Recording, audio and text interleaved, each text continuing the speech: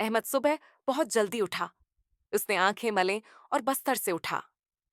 पहले उसने अपने दांत ब्रश किए, फिर चेहरा धविया। इसके बाद वो किचन गया। नाश्ते में अहमद ने दूध पिया, पराठा खाया। नाश्ता करते हुए उसने सोचा, आज स्कूल में मजा आएगा। मैं खेलूंगा और नए सबक सीखूंगा। नाश्ते के बाद अहमद ने अपना स्कूल बैग तैयार किया। उसने किताबें, कापियां, पेंसिल बाकिस और पानी की बोतल रखी। उसने अपनी जराबें और जूते पहने, फिर घर से निकलकर बस स्टॉप की तरफ दौड़ा। स्कूल पहुंचकर अहमद ने दोस्तों से खुशी से सलाम किया। क्लास में उस्ताद ने सब बच्चों को खुश आमदीद कहा और सबक शुरू किया। अहमद ने ध्यान से सुना और नए अल्फाज, नंबर और कहानियां याद कीं। ब्रेक में अहमद ने दोस्तों के साथ खेल खेले। उसने दौड़ लगाई, छिप छिप कर खेल खेले और हंस हंस कर वक्त गुजारा। फिर अहमद वापस क्लास गया और अपनी होम वर्क पर ध्यान दिया।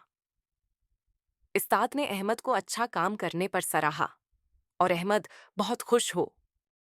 स्कूल खत्म होने के बाद अहमद ने बस पकड़ी और घर वापस आया। घर आकर इसने वालिदैन को अपने दिन की कहानी सुनाई। किस तरह इसने खेल खेला, सबक सीखा और दोस्तों के साथ